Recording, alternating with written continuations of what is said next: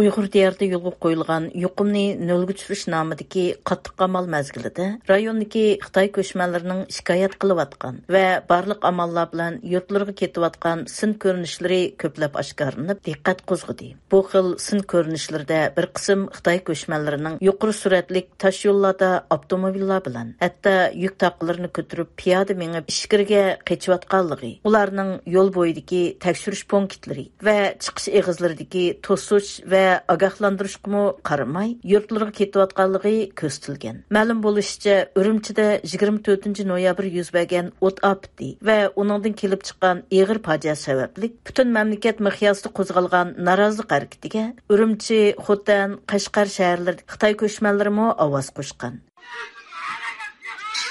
Sin ko'rinishlardan Xitoy ko'chmanlarining to'planib yerlik hukumat organlariga berib, yuqum qamalini bekor qilishni talab qilish. Undidar TikTok qatorliq sosial taratqularda yuqum qamali ustidan shikoyat qilish, hatto turli amallar bilan ichkiri Xitoy o'lkalaridagi yurtlarga qechayotganligi ma'lum bo'lmoqda.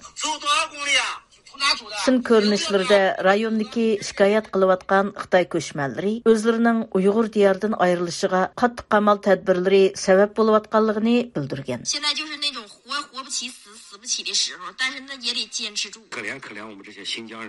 Ular bayonlarida Uyg'ur diyarida yo'lga qo'yilgan qamal tadbirlarining Xitoy o'lkalarining har qanday bir joyidan qattiq, hatto qabih vositalar bilan ijro qilinayotganligini bildirgan. Ular bu sababdan o'zlarining Uyg'ur diyarida davomli yashash imkoniyatining qolmaganligi uchun ketishga majbur bo'layotganligini bildirgan. Xitoy ko'chmanlarining Uyg'ur diyaridan qechayotgan ko'rinishlari oshkorlangandan keyin bu ahvol chet ellardagi Xitoy vaziyat kuzatuvchilarining diqqatini qo'zg'agan. Ilgari Xitoyda bir mezgil turgan Lovely taxallusidagi germaniyalik youtuber bu haqda maxsus programma ishlagan. Bu programmasida Uyg'ur diyaridan yurtlarga qechayotgan Xitoy ko'chmanlarining qechishiga Uyg'ur diyarida yo'lga qo'yilgan chekitni oshgan qamal siyosati sabab bo'lganligini bildirgan.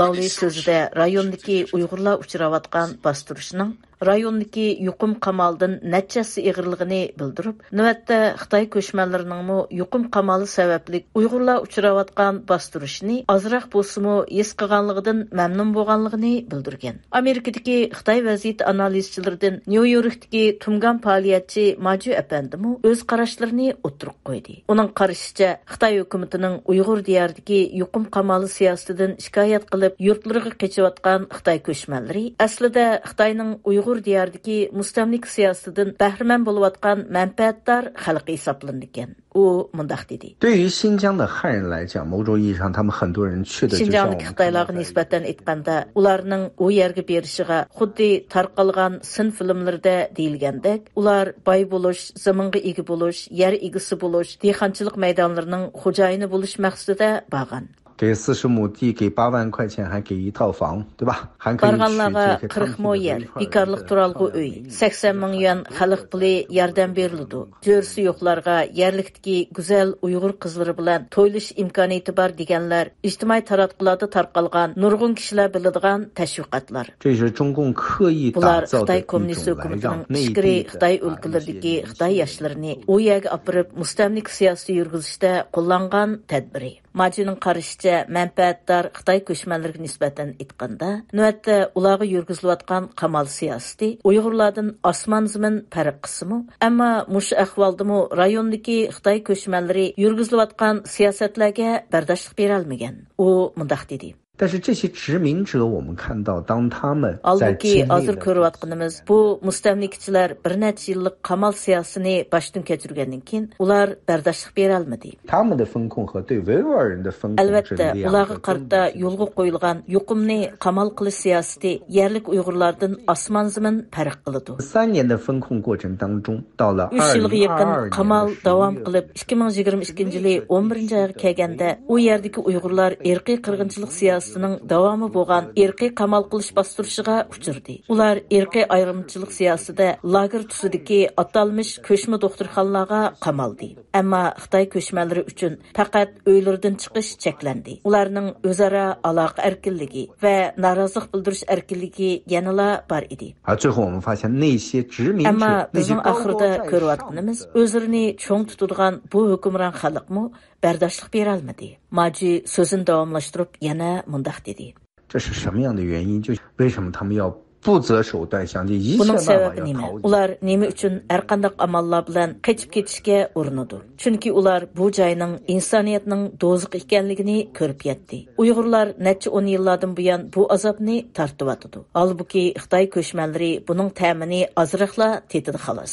Ammo ular bunimi qabul qila olmadi. 他们所经历的不及维吾尔人所经历的1/10%、100%。 Ularning boshdan kechirgani Uyg'urlar tortgan azobning 10dan biri, hatto 100dan biri. Ammo ular kommunist hokimiyatning rayondagi zo'ravonlik siyosatiga bardoshlik bera olmadi. Shunga bu siyosat hukmronlar sinfidan bo'lgan Xitoylarni bu yerdan ketishga majbur qilmoqda. Maji apandi yana 24 noyabr Urumchida yuz bergan o't ofatidagi o'lim fojiasining Xitoy ko'chmanlarida vahim paydo qilib, ularning ketishiga va qo'zg'olib norozilik bildirishiga sabab bo'lganligini eskartdi. 就像乌鲁木齐的火灾都是妇女和儿童，难道是男人们都逃跑了吗？不，男人们都在其中。 Bu yong'in fojiasida ko'yib o'lganlarning ayollar va bolalar ekanligini, ularning erlarining o't ofatida o'z oilalarini qutqizmay qochib ketganlar bo'lmasdan, balki ularning Xitoy hukumati tomonidan lagerlarga va turmalarga qamalganligini bildirdi. Maji bu zulmlarning rayondagi Xitoy ko'chmanlarini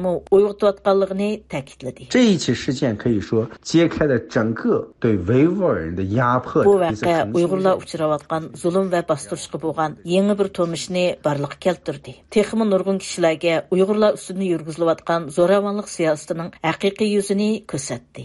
Amerikadagi Uyg'ur faoliyatchilaridan Elshad Hasan apandimi ziyoratimizni qabul qilib, Xitoy ko'chmanlarining Uyg'ur diyoridagi yuqum qamoli siyosatidan shikoyat qilib, yurtlariga qaytishidagi sabab haqida o'z qarashlarini o'rtoqlashdi. Bizning vatandagi Xitoyda hamma yerda qamal bor, ammo bizning vatan yana Sharq Turkistondagi qamal qilish bu hech nariga o'xshamaydi. Uning bildirishicha, garchi butkul Xitoy davlatida yuqum qamali yurgizilayotgan bo'lsa-mu, ammo Uyg'ur diyorida yurgizilayotgan chekidni oshgan qamal siyosati rayondagi Uyg'urlarga emas, balki boy bo'lish istigida bu yerga kelgan Xitoy ko'chmanlarining qaytishiga sabab bo'lgan. Bu yerdagi qamal qilish Uyg'urlarni nishon qilib, Uyg'urlarni hech qanday bir yerdan chiqarmaydigan, hatto uydimi chiqarg'izmasa, yana bir jihatdan bu qamal qilishning natijasida Xitoylarg'imi, garchi ular asos nishon bo'lmasa-mu, naydi cho'ng bir avorgarchilikka, yana Xitoyning turmushida umidsizlik naydi ig'ir. Shuning uchun Xitoylar azroq jinova yo'l topalaydigan Xitoylar bu bizning vatandan qaytishni umid qiladi.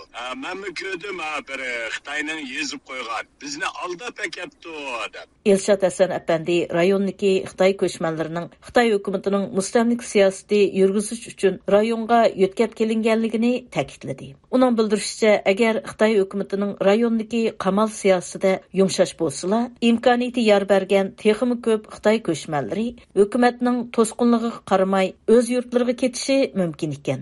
Bunda Xitoylar ichivasa qachidu. Bizning vatandaşları chatalga chiqalaydigan Xitoylar az. Ko'pinchisi jambaqanmay Xitoy hukumatining bermaydigan puliga, siyosiy manfaatiga shuni ko'zlab Uyg'urninki badiliga o'zini beyitish uchun kelganlar. Ammo u Xitoy hukumatining o'zining rayonlik mustamlik siyosatini yurgizish uchun Xitoy o'lkalaridan ko'chman yo'tkashni yanala davom qildiganligini bildirdi.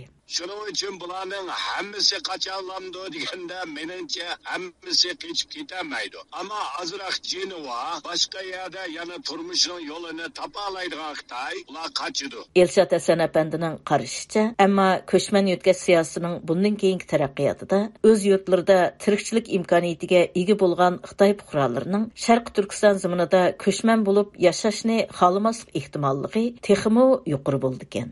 Şunun hamda kelgisini degan vaqtida bütün ichayotganda ma'lum darajada Xitoylar ketishga boshlaydi. O tabiiy. Agar shu o'zgili qo'yib bersa, Xitoyning erkin yo'tkilishiga yo'l qo'ysa, mencha bizning vatandagi Xitoyning oz deganda 3dan 2 qismi qochidi. Faqat oz sondagi jambaqamaydigan shu hukumatning yo'lishi bilan jambaqadigan Uyg'urning badiliga o'zining hayotini kechiradigan Xitoylar, ular balkim yerda yana hukumat Xitoyni yashashni Uyg'urning talon-taroj qilishni o'zining birdan-bir chiqish yo'li deydi.